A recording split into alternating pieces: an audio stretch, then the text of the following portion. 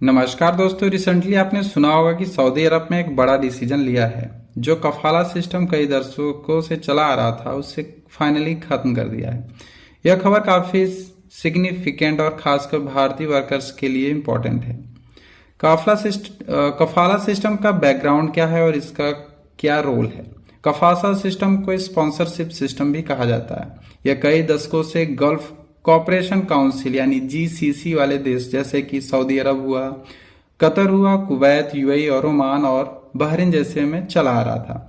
इसके मुख्य फीचर यह थे कि यदि कोई फॉरेन वर्कर, मान लीजिए कि कोई भारतीय जाता है, सऊदी अरब जाता है, तो उसे एक लोकल स्पॉन्सर चाहिए होता है। यह स्पॉन्सर या एम्प्लॉयर, जिसे कफील कहा जाता था, उस भारतीय का कानूनी संरक्षक यानी लीगल गार्डन बन जाता था, गार्जियन। वह भारतीय पूरी तरह से उसी कफील पर डिपेंड रहता था। कफील के ऊपर निर्भरता का कारण सऊदी अरब में प्रवेश करना, बाहर निकलना, एग्जिट करना या काम करना या नौकरी बदलना, हर चीज कफील की अनुमति पर निर्भर करती थी। वर्कर्स अपना निर्णय स्वयं नहीं ले सकते थे। कॉमन एब्यूज, इस सिस्टम के तहत बहुत ज्यादा प्रतिबंध थे और दुर्व्यवहार के मामले सामने आते थे, जैसे कि पासपोर्ट को छीन लेना। स्पॉन्सर भारतीय वर्कर का पासपोर्ट ले लेते थे ताकि वे भाग ना सके। सैलरी का ना मिलना या लंबे वर्कर्स पर वर्क कराना और सैलरी ना देना। मूवमेंट पर प्रतिबंध, यहाँ वहां घूमने की आजादी को रोकना। शिकायत निवारण तंत्र की कमी, मामले जैसे पैसे न दिया जाना, खराब वर्किंग कंडीशन में कोई स्वतंत्रता की शिकायत निवारण के लिए मैकेनिज्म नहीं था। ह्यूमन राइट्स ग्रुप जैसे कि amnesty nationals, human rights watch, इस प्रथा को मॉडर्न फॉर्म ऑफ स्लेवरी कहा गया। सऊदी अरब ने बदलाव का निर्णय आखिर क्यों लिया? सऊदी अरब ने आधिकारिक तौर पर कफाला सिस्टम को समाप्त करने का एक नया सिस्टम बनाया है। कॉन्ट्रैक्ट बेस्ड एम्प्लॉयमेंट मॉडल लागू किया है। यह निर्णय पिछले कई प्रमुख कारणों का वजह है। पहला है विजन 2030। यह क्राउन प्रिंस मोहम्मद बिन सलमान की योजना का हिस्सा है, जिसके तहत सऊदी अरब अपनी अर्थव्यवस्था की तस्वीर बदलना चाहता है। उसका उद्देश्य अर्थव्यवस्था को सिर्फ तेल पर डिपेंड रहना ना रख के इसको ज्यादा से ज्यादा देश में निवेश लाना है।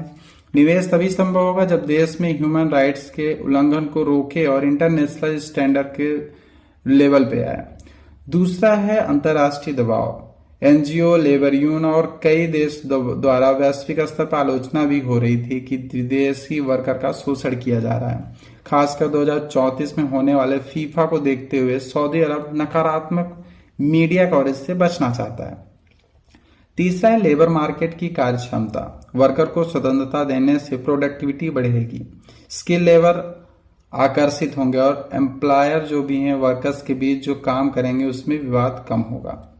चौथा कारण है कि डेमोग्राफिक रियलिटी। सऊदी अरब में कुल जनसंख्या का 1/3 से ज्यादा हिस्सा, लगभग 1 करोड़ लोग या 10 मिलियन फॉरेनर वर्कर्स यानी बाहर के लोग जाके वहां पे काम करते हैं।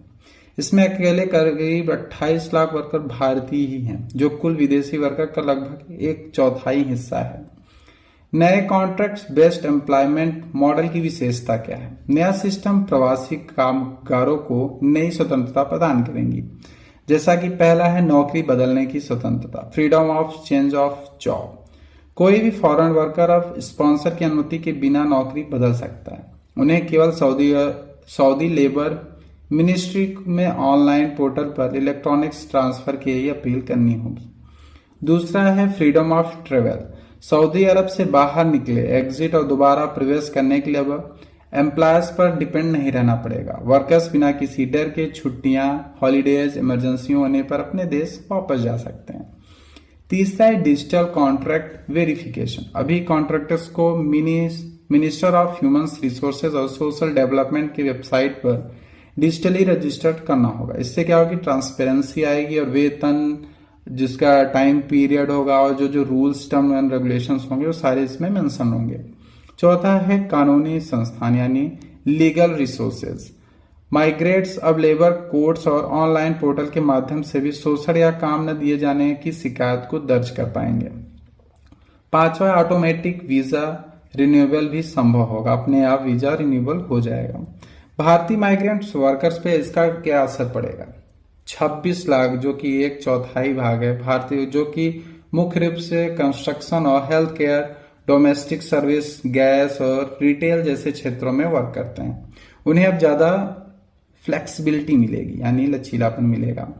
इसका पॉजिटिव इम्पैक्ट क्या होगा कि आसानी से नौकरी बदलने की फ्रीडम रहेगी, पासपोर्ट सीज करना, जबरन काम कराना और कारावास अब नहीं होगा। इंडियन एम्बेसी को कानूनी तहत मिलेगी ताकि वे इस मामलों पर ध्यान दे सकें।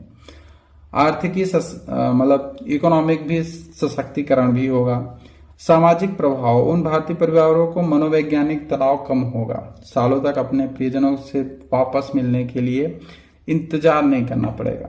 हालांकि एक बड़ा स्वागत योग्य कदम है, लेकिन जमीनी हकीकत कई चुनौतियां भी बाकी हैं, जैसे कि एम्प्लॉयर रिसोर्सेज। जो लोगों को कफाला सिस्टम की आदत पड़ गई है वे अभी भी रिफॉर्म को दरकिनार करने की कोशिश कर सकते हैं।